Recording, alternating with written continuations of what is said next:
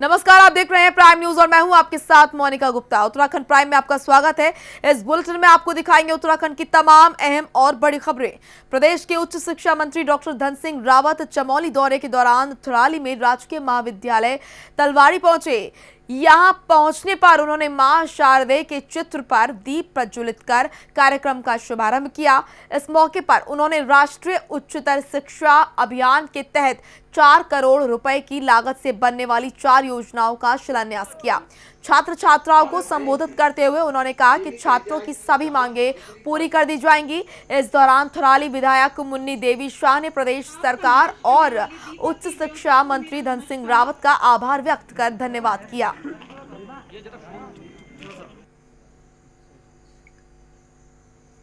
हमने 4 करोड़ रुपये दिए हैं। इसमें ये लाइब्रेरी बनेगी, बच्चों के लिए कक्षा रूम बनेंगे, कंप्यूटर रूम हम यहाँ पे देने वाले हैं और एक बहुउद्देशीय हॉल हम बना रहे हैं ताकि बच्चों के जो भी खेलकूद के कार्यक्रम होंगे उस बहुउद्देशीय हॉल होंगे। और जो तलवाड़ी डिग्री कॉलेज में 100% फैकल्टी हमने दी है।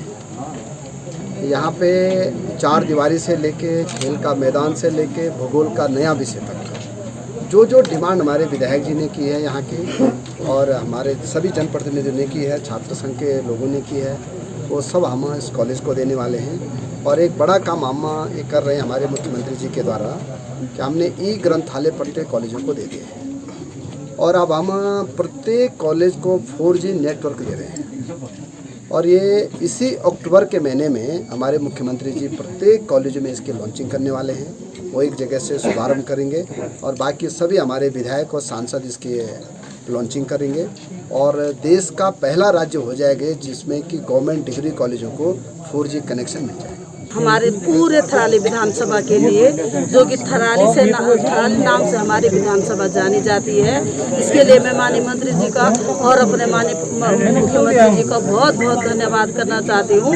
इन 4 करोड़ रुपयों के साथ साथ मैं समझती हूँ कि उन्होंने विद्यालय महाविद्यालय की 100% योजनाओं पर उन्होंने अपना सिग्नेचर दिए और मैं इनके लिए सब लोगों की तरफ से पूरी सरकार की ओर से माननीय मंत्री जी का धन्यवाद करना। तो वहीं उत्तराखंड सरकार ने नई खेल नीति का खाका लगभग तैयार कर लिया है। इस सिलसिले में मुख्यमंत्री त्रिवेंद्र सिंह रावत की अध्यक्षता में बैठक का आयोजन किया गया, जिसमें खेल मंत्री अरविंद पांडे समेत खेल विभाग के अधिकारियों ने नई खेल नीति का प्रस्ताव प्रस्तुत किया। बैठक में मुख्यमंत्री त्रिवेंद्र सिंह रावत ने एक बार फिर खेल जगत से जुड़े लोगों से सुझाव लेने की बात कही ताकि इस नई खेल नीति में हर पहलुओं को शामिल किया जा सके, जिससे खिलाड़ी, कोच समेत फिर से जुड़े लोगों को फायदा पहुंचे। तो नई खेल नीति का खाका लगभग तैयार किया जा चुका है। जो सरकार ने आज कई वर्षों के पश्चात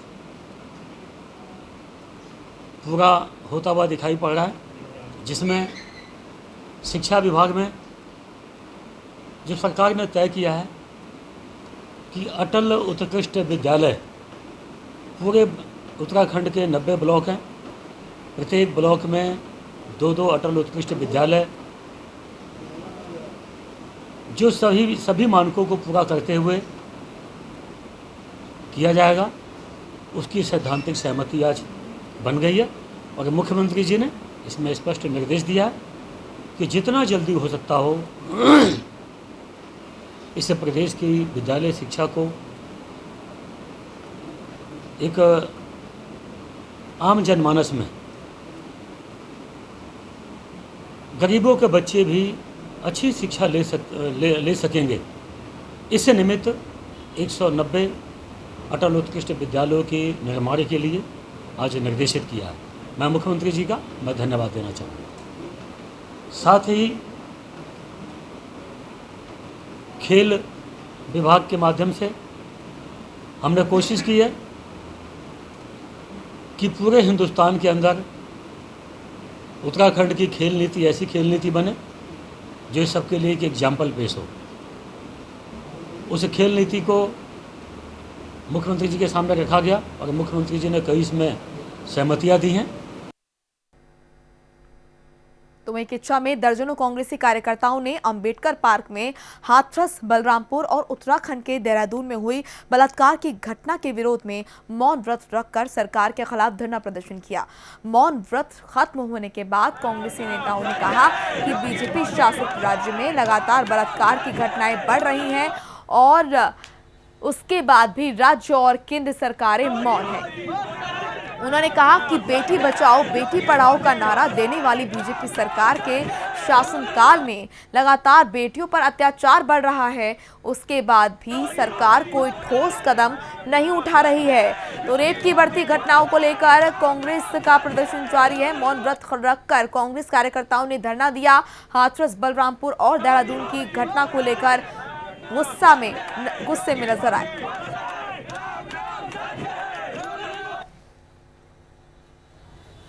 ये मांग यह है कि जहां भी केंद्र सरकार से लेकर उत्तर प्रदेश सरकार से लेकर उत्तराखंड सरकार, बलरामपुर, हाथरस और फिर देहरादून, जहां जहां भाजपा शासित राज्यों की सरकारें और केंद्र सरकार के संरक्षण में बेटी बचाओ बेटी पढ़ाओ का नारा देने वाली सरकार बेटियों के साथ अत्याचार कर रही है, बलात्कार की घटनाएं बढ़ रही हैं और दोषियों को बचाने का सरकार प्रयास कर रही है। मुझे ऐसा लगता है कि कभी सीबीआई जांच के नाम से शवों को उनके परिजनों को नहीं सौंपा जा रहा है। ये देश में पहली बार ऐसी घटना हुई निर्भया कांड के बाद। मैं समझता हूँ कि ये उससे भी बड़ी घटना है। इसको अगर हम देखें कि पारिवारिक जनों को उसको देखने को नहीं मिला। भारतीय जनता पार्टी की सरकार में बहुत बुरा हाल है पूरे देश का। मनीषा कांड आपने देख लिया, आए दिन रोज कोई ना कोई बलात्कार, कोई घटना ऐसी होती है जो बड़ी शर्मनाक होती है। इस सरकार ने इतनी छूट दे रखी है बदमाशों को, गुंडों को और क्रिमिनल लोगों को। सबसे ज़्यादा क्राइम इसमें हो रहे हैं क्योंकि दिल्ली में भी सरकार भारतीय जनता पार्टी की है और जहाँ जहाँ प्रदेशों में है वहाँ पे बहुत ज्यादती पब्लिक के साथ हो रही है। जहां एक और केंद्र सरकार के द्वारा कृषि बिल लागू किए जाने के बाद पूरे देश में कृषि बिल पर विरोध प्रदर्शन किया जा रहा है, तो वहीं बीजेपी युवा मोर्चा के जिला उपाध्यक्ष अतुल पांडे के आह्वान पर कृषि बिल का समर्थन करने के लिए एक ट्रैक्टर रैली निकाली गई। पूर्व सांसद बलराज पारसी ने कहा कि राहुल गांधी प्रधानमंत्री नरेंद्र मोदी के हर अच्छे फैसले का विरोध करते रहे हैं, जबकि नरेंद्र मोदी किसानों के हित में काम कर रहे हैं। कृषि बिल के समर्थन में ट्रैक्टर रैली निकाली गई। बीजेपी युवा मोर्चा ने ये रैली निकाली। अतुल पांडे के आह्वान पर ये रैली निकाली गई, जिसकी तस्वीरें हम आपको दिखा रहे हैं।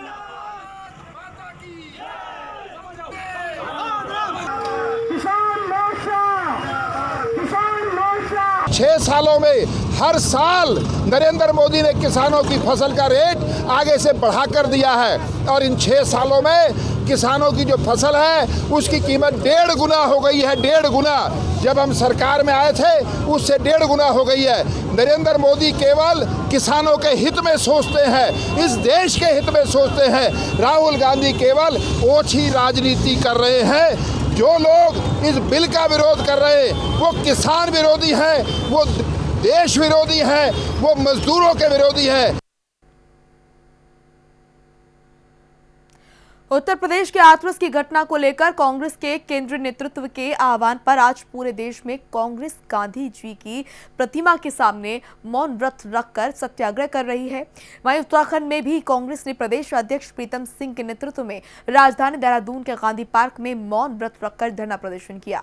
इस दौरान प्रीतम सिंह ने योगी सरकार पर निशाना साधते हुए कहा कि सत्ता में आने से पहले रामराज की बात करने वाली सरकार आज अत्याचार कर रही है। बीजेपी बेटी बचाओ बेटी पढ़ाओ की बात करती है, लेकिन बेटियों पर अत्याचार बढ़ता जा रहा है। देहरादून की तस्वीरें। हाथरस की घटना पर कांग्रेस का प्रदर्शन प्रीतम सिंह के नेतृत्व में मौन व्रत रखकर प्रदर्शन किया गया। प्रीतम सिंह ने यूपी सरकार पर निशाना साधा, कहा रामराज का वादा करने वाले अब अत्याचार कर रहे हैं बेटियों पर। बेटी बचाओ बेटी पढ़ाओ का नारा देने वालों के राज में बेटियां असुरक्षित हैं। हाथरस की घटना ने पूरे देश को झकझोर कर रख देने का काम किया है। राम राज्य की स्थापना भी उत्तर प्रदेश में करने का वादा किया गया था। बेटी बचाओ बेटी पढ़ाओ का नारा भी दिया गया था, लेकिन उसके विपरीत जो है उत्तर प्रदेश के अंदर आचरण हो रहा है। बेटियां सुरक्षित नहीं है, महिलाएं सुरक्षित नहीं है। आए दिन बलात्कार की घटनाएं घटित हो रही है और बलात्कार के बाद जिस तरीके से जघन्य तरीके से उनकी हत्याएं हो रही है वो आप सबके सामने है। इसीलिए राष्ट्रीय अध्यक्ष सोनिया गांधी जी के आह्वान पर आज के दिन 5 अक्टूबर को जो है पूरे देश के अंदर कांग्रेस जन जो है राजधानी स्तर पर और जिले स्तर पर जो है सत्याग्रह करने का काम कर रहे हैं और इसी कड़ी में उत्तराखंड राज्य में भी कांग्रेस जो है सत्याग्रह करने का काम कर रहे हैं। जिस तरह से पूरे मामले में पर्दा डालने की कोशिश की गई है उस पर क्या?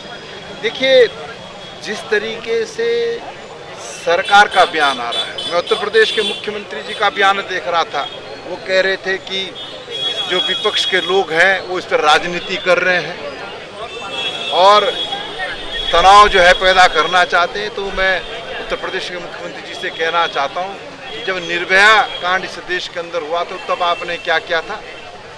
कम से कम अपने गरेबा में झांक करके देखिए।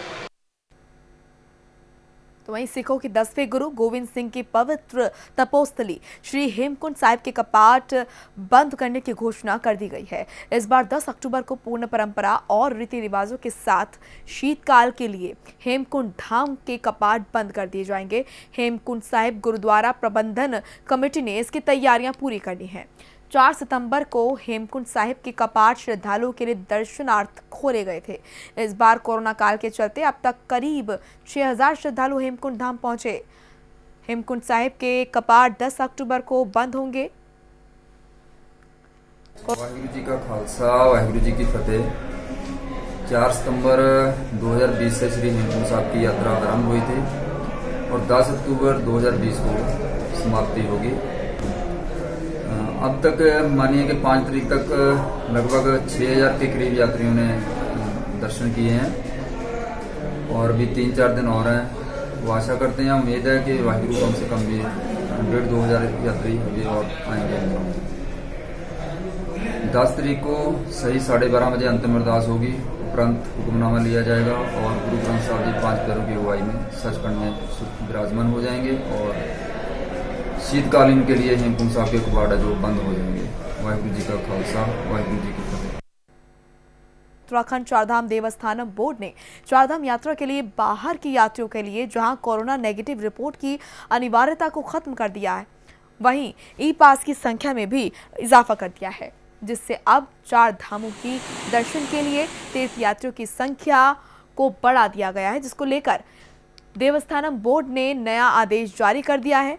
नए आदेश के मुताबिक अब बद्रीनाथ धाम और केदारनाथ धाम में रोज 3-3 हजार श्रद्धालु दर्शन कर सकेंगे, जबकि गंगोत्री में 900 और यमुनोत्री में 700 तीर्थ यात्री जो हैं वो रोज दर्शन कर पाएंगे। हेलीकॉप्टर से आने वाले तीर्थ यात्रियों को इसमें शामिल नहीं किया जाएगा। तो तीर्थ यात्रियों की संख्या में इजाफा किया गया है। देवस्थानम बोर्ड ने ये आदेश जारी किया है।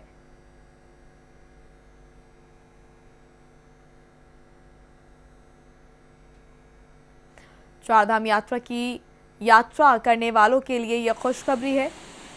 तीर्थ यात्रियों की संख्या में इजाफा किया है और देवस्थानम बोर्ड ने यह आदेश जारी किया है कि अब यात्रियों की संख्या बढ़ाई जाएगी।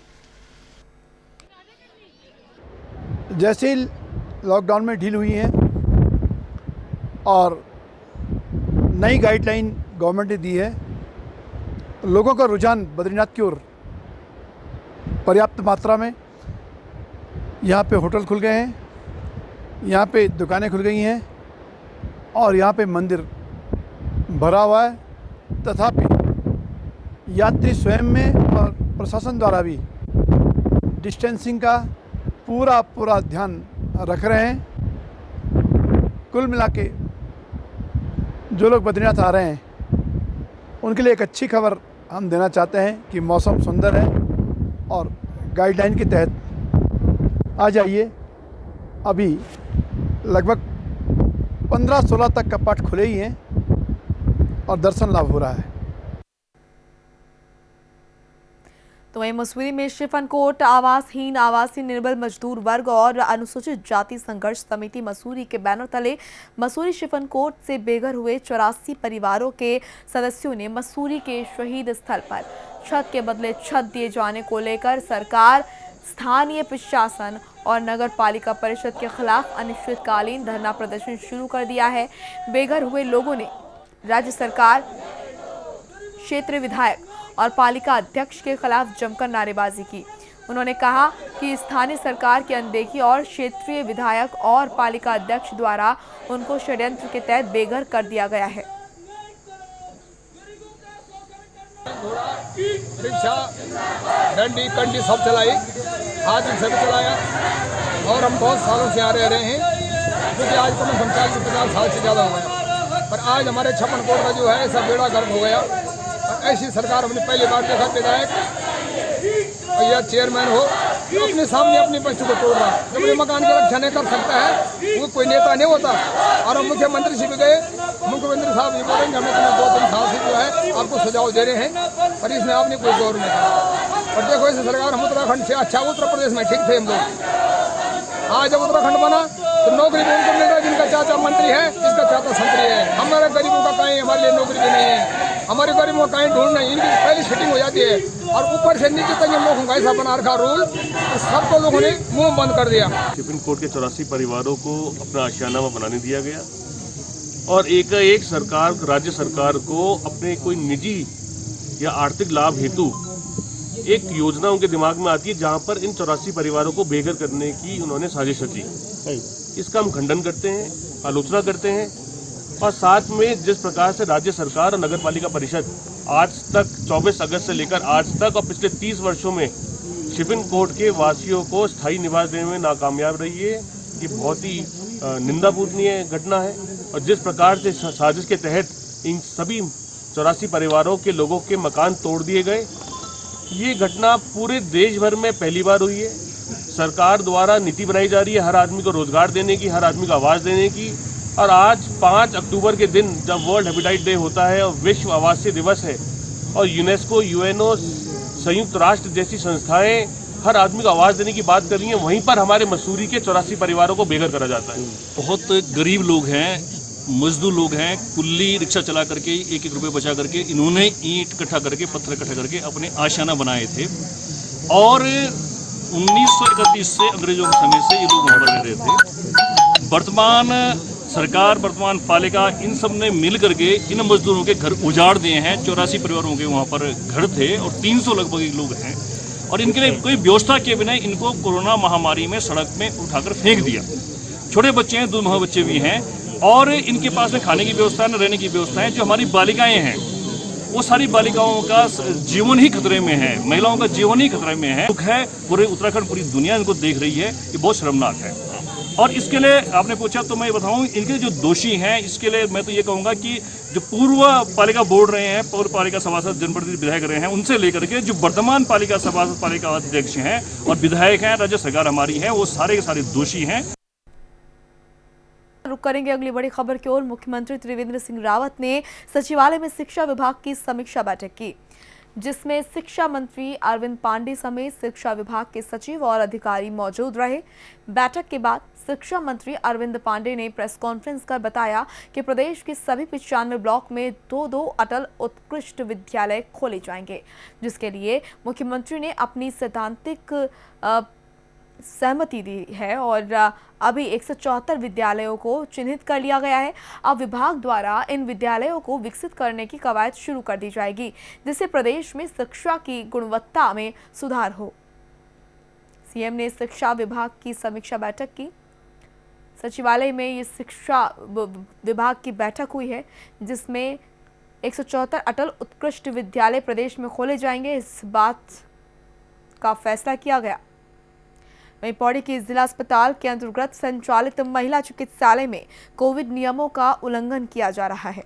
ये उल्लंघन आम जनता नहीं बल्कि खुद स्वास्थ्य विभाग कर रहा है। दरअसल भारत सरकार की गाइडलाइंस के मुताबिक दूध पिलाने वाली महिलाओं को कोविड ड्यूटी पर नहीं लगाया जा सकता, लेकिन पौड़ी के महिला चिकित्सालय में एक स्वास्थ्य कर्मी को जबरन ड्यूटी करवाई जा रही है उससे। इस मामले पर अधिकारियों ने स्टाफ की कमी का हवाला दिया है। पौड़ी की खबर, जहां पर महिला चिकित्सालय में कोविड नियमों का उल्लंघन हो रहा है।